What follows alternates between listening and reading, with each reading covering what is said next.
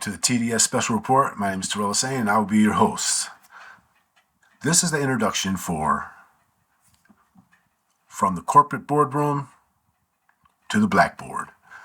This is my experience of transitioning from a corporate instructional designer and exploring the educational market in the K through 12 arena. Quick little background on myself.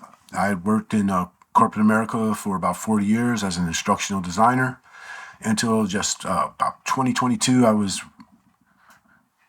retired, and so I took some time off to kind of reestablish myself, figure out what I wanted to do. And after a year, I decided I wanted to look into the educational field. And by the educational field, I'm saying, see what types of opportunities were there in education. I mean, and from the perspective of, this is a guy here, I've raised my sons, raised 4 boys. I was a coach. I've worked with kids. I like kids. Kids are amazing people.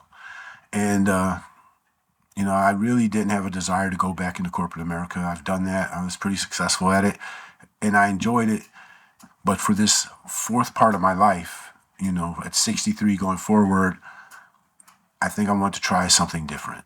Now, there's a lot of things I considered before I did that. One of them is you hear all the time that there's a teacher shortage. Not only is there a teacher shortage, but there is a serious shortage of male teachers.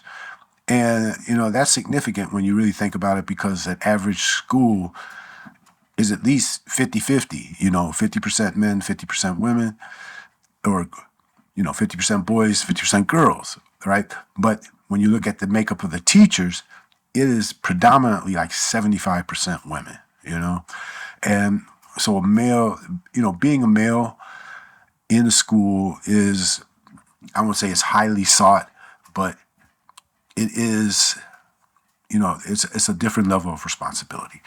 And, my thinking is, I've had a pretty good, successful career, and, it would be a good opportunity for me, to interact with a lot of these, with kids and kind of provide them, I won't say a father figure, but to be that male role model. All right. And I know that's a huge one for me to even say it. So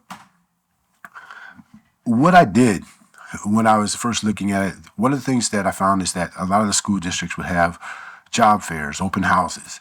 And so I started going to these open houses and talking with these people that, the teachers, the principals, and, whoever, the people that were there to answer questions about what this career would look like, what would this career mean for me. And, I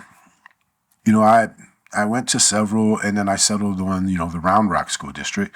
Again, this is just a conversation, y'all. And, I just felt that when I was at that open house, the way that they were organized, all the schools, every school was there in the school district. There's something like 46 schools in the school district. And each school was represented by the principal, an assistant principal, and, several teachers. Actually, and even they had so there's a lot of people to talk to. And I swear, man, I was able to connect to these people, man. And, I told them what I was doing, what I was looking for. Because, again, man, there are people that are getting out of this field at the age that I'm getting in. All right. At 63, I'm starting. So that right there in itself is unique. So I went to the career fair, and, I've talked to a few people, and I was like, you know what? I think I can do this. I'll give it a shot. So I applied. The application process is pretty easy, but they will check your references. They will ask to do a background check. You will have to be fingerprinted, because you are going to be, taking care of people's most prized possession, man, their children. And it would really bother me if they didn't provide that amount of scrutiny to assessing if you would be a good person to fit in that role. So what I did is I signed up for a guest educator, or as other folks refer to as a sub. I figured it would give me an opportunity to go to a lot of different schools. Again, 46 schools in the school district, 5 high schools, and it would really give me an opportunity to get to learn what it takes to be a teacher, what the flow feels like.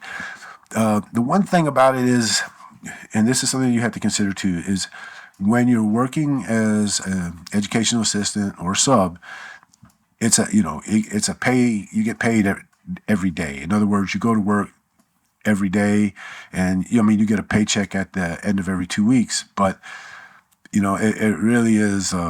It's a set rate. It's not an hourly rate. You're not going to be doing any overtime. You're just going to do your 8 hours, and you're going to go home. All right. So, I went through all of that.